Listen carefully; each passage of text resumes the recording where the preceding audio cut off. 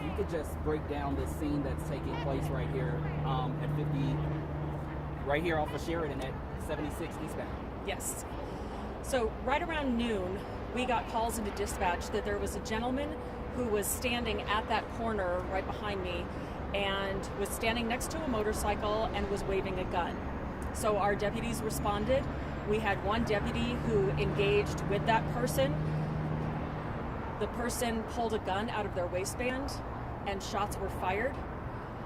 We don't know at this time who shot what and how many shots and if it was an exchange. We're not sure of any of that right now. That is all under investigation.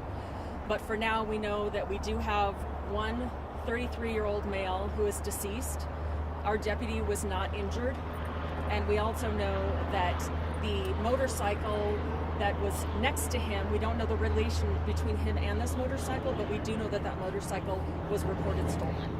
Have you all been able to get any calls from any people that may have been nearby who have been able to maybe paint a better picture of exactly what they saw, whether he was on that motorcycle or why he got off of it and was standing at the bottom of this off-ramp? Certainly any witnesses that we could find are being interviewed and will be asked anything they possibly know.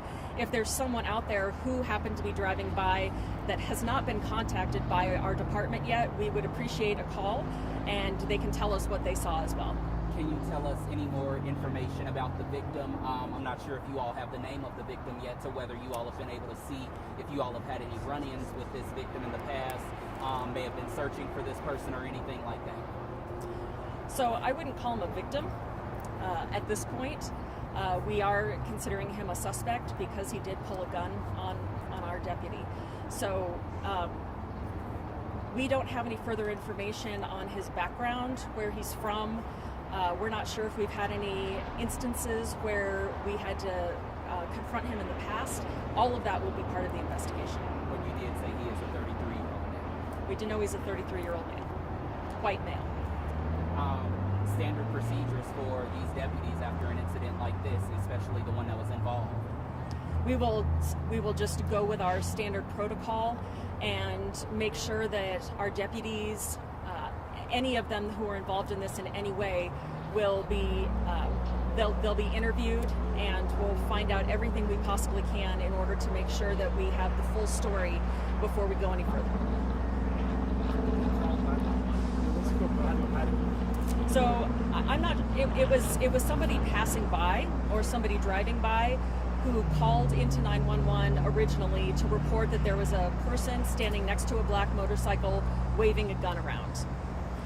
We don't believe that he pointed that gun at anyone. We were told that he was just waving it around and seemed very angry. So was he already waving it around by the time the deputy started to approach him, or at that point is that when he kind of pulled it out the waistband, just trying to exactly get that? I am not sure. Again, we just don't have a lot of details right now because we're very, very early into this investigation, but certainly we want to know every detail and we will work hard to get that. How long do you all expect this corridor to be closed, and who all are you all working with at this time? Is it just Jefferson County Sheriff here on the scene? We have assistance from Lakewood Police and Arvada Police, and they are here just to see what they can do to help us. So we appreciate their help, and CDOT as well. I'm sorry, Colorado State Patrol is also here helping to block the roadway. This off-ramp will be closed indefinitely. I would say probably at least a few hours before they could clear the scene and get it back open. And the bike was reported stolen. So you did check it, was it stolen? They did a check on the bike, and the bike did come back as a stolen bike, yes. Did you all have a date or anything? Yeah. I'm not sure yet. Not sure yet. Make a I don't know. I'm sorry. I don't know the answer. It's all black motorcycle. I think just the only question I have, I apologize for getting you late, but it sounds absolutely horrifying. Just the situation, people, surely can you just talk about, this area? I'm surely there were lots of people that were driving by that saw that. Is there anything also that you're putting out to kind of make sure the public knows that there is no further threat? There is no threat to the public at this time. we are very grateful to the person who did call in to 911, because it's important for us to know things like this are happening so that we can come out and see what we can do. We certainly don't want the public to be in harm's way. Do you know were there any words exchanged between the officer and the suspect before? I'm not sure yet. Common practice, though, I'm not sure if you're able to speak to this. If a deputy is approaching someone in a situation like this, is it common practice for them to try to, de-escalate that situation and see if they can put the gun down before it can escalate to shots being fired? In any situation, obviously, a deputy would much rather de-escalate the situation than it end in gunfire, and unfortunately, that wasn't possible. Do you know if that deputy was marked or? I don't know. I'm assuming marked because he was on patrol. So. And I know you said standard practice, you all are trying to learn more information before you take that a step further.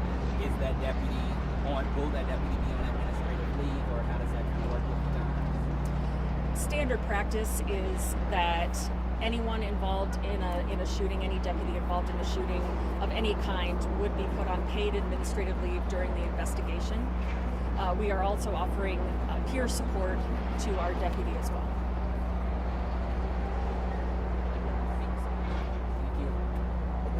Nobody else was in the area, or like the cars that were parked or whatever. No one else got hit or no injuries attached to the deputy or anything else. No one else was involved or injured in this at all.